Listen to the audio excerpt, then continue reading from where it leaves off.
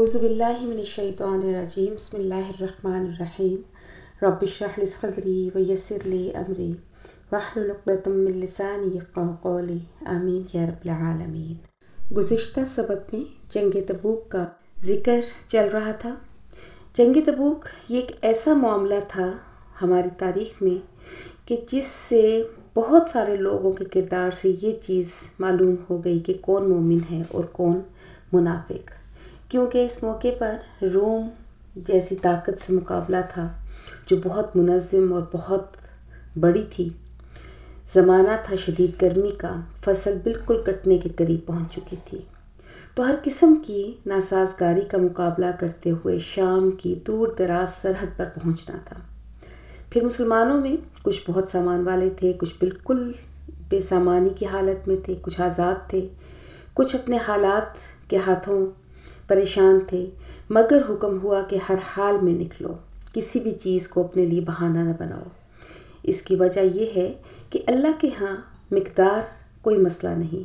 अल्लाह के यहाँ ये है कि इंसान का ईमान कितना मज़बूत है, अल्लाह की खुशनुदी उसके नज़दीक कितनी अहम है, और उसके पास जो कुछ भी है वो अल्लाह के हुज़ूर पेश करते। और जैसे मैंने पिछले सबक में कहा था कि यही असल जन्नत की कीमत है, ख्वाह वो देखने में कितनी ही कम मालूम क्यों ना हो। असल चीज़ है नीयत और जज्बा।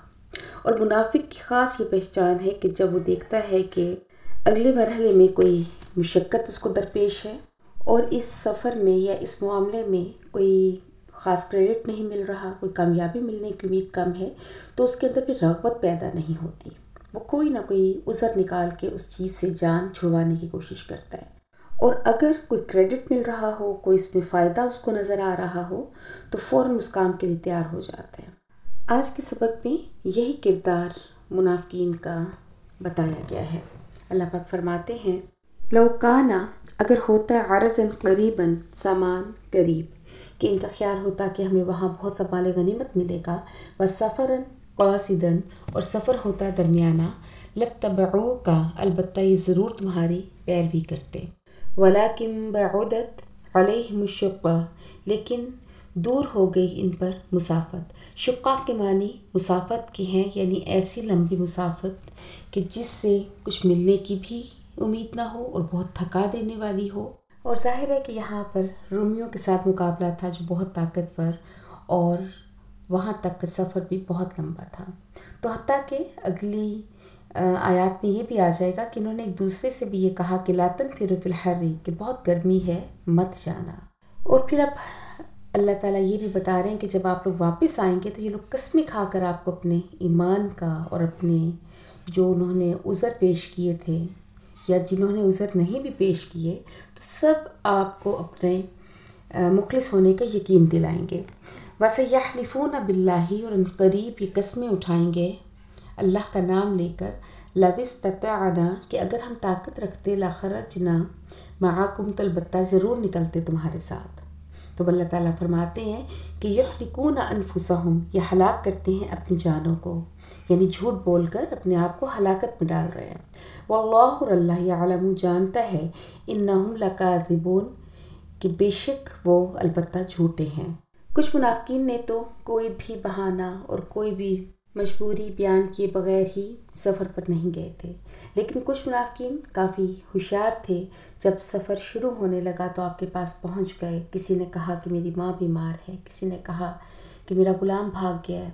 तो मुख्तलिफ़ बहाने बनाकर उन्होंने अपनी मजबूरियाँ बयान करते रहे और आपसे इजाज़त मांगते रहे, और आप भी इजाज़त देते रहे।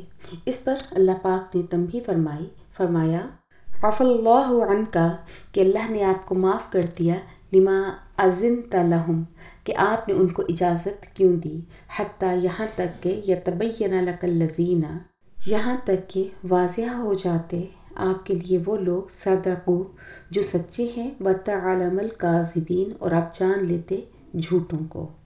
क्योंकि मुनाफ़िकीन ने तो जाना ही नहीं था किसी भी कीमत पर, मगर उन्होंने आपकी इजाज़त को सहारा बना लिया कि आपने इजाज़त दी है, और ये एक संद उनके हाथ आ गई थी। इससे इनके निफाक का पर्दा चाक नहीं हुआ।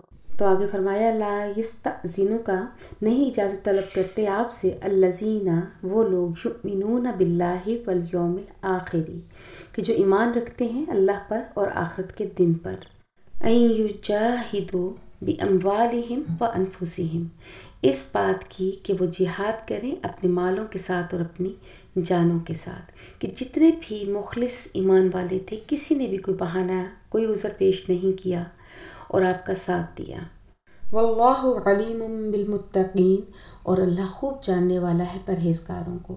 سوائے چند منافقین کے 14، بعض جگہ پر 12 اور بعض جگہ پر 10 کی تعداد بتائی گئی ہے۔ ان کے علاوہ کوئی بھی منافق آپ کے ساتھ نہیں گیا تھا اس سفر میں۔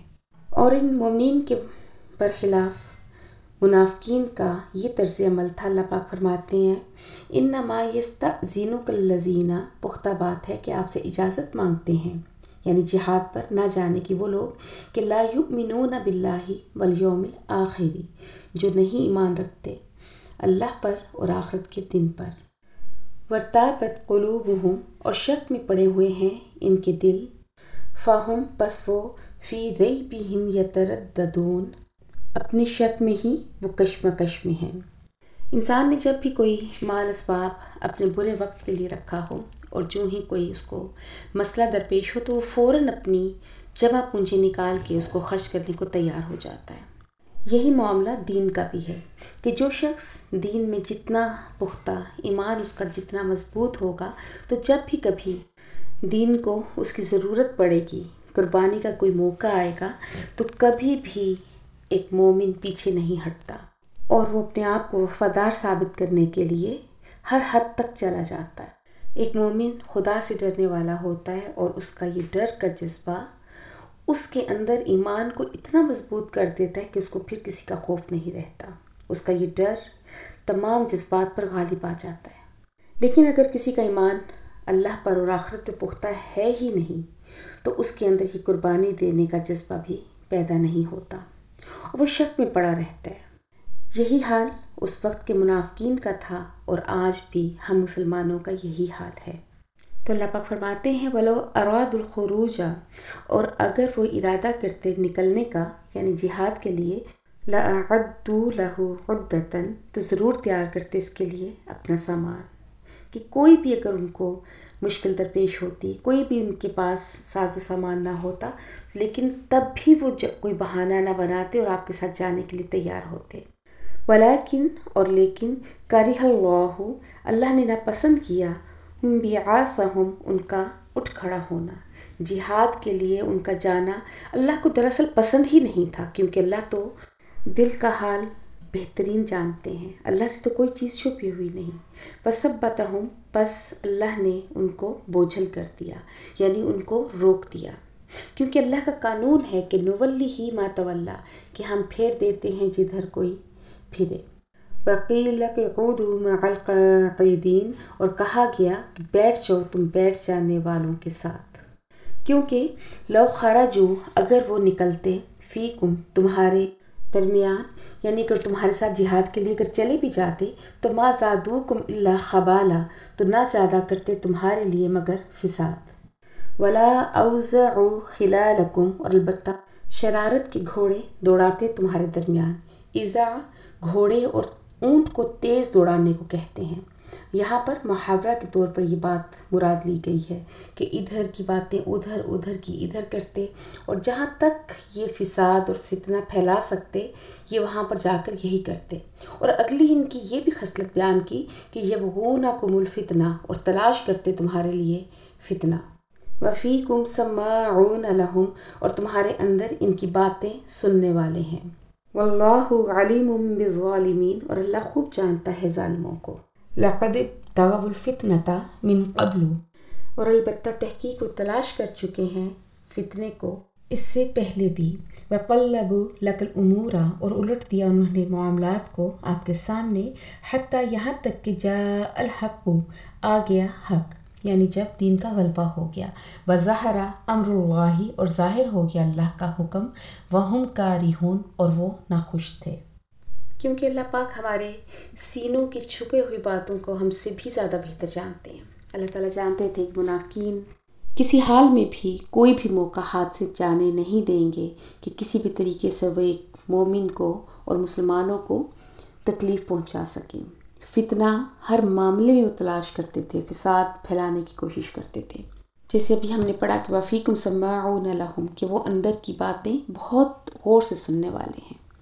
کیونکہ اس کے دو مطلب ہو سکتے ہیں، ایک تو یہ کہ ان کے جاسوس بھی ہیں جو بات بہت غور سے آپ کی سنتے تھے اور پھر اس کو پھیلاتے تھے۔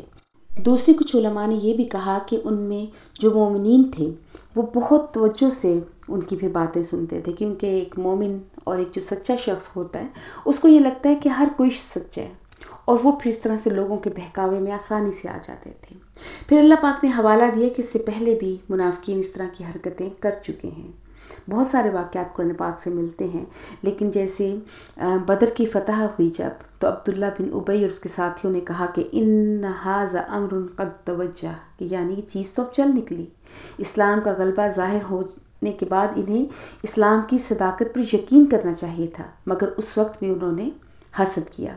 پھر اسی طرح سے جب غزوہ احد میں مسلمانوں کو شکست ہوئی اور کافی نقصان ہوا مسلمانوں کا، تو اس وقت بھی منافقین نے جو پیچھے مدینے میں رکے ہوئے تھے، جن کو عبداللہ بن ابی واپس لے گیا تھا، تو یہ اس وقت بھی مسلمانوں کے اور آپ صلی اللہ علیہ وآلہ وسلم کے خلاف پروپیگنڈا کر رہے تھے، اور انہوں نے یہ باتیں پھیلانی شروع کر دی کہ ان مسلمانوں کو جنگی معاملات کا تجربہ نہیں ہے، اور مسلمانوں نے جوش کے تحت اقدام کیا اور ہماری قوم کے بہت سے جوانوں کو غلط مقام پر لے جا کر شہید کروا دیا۔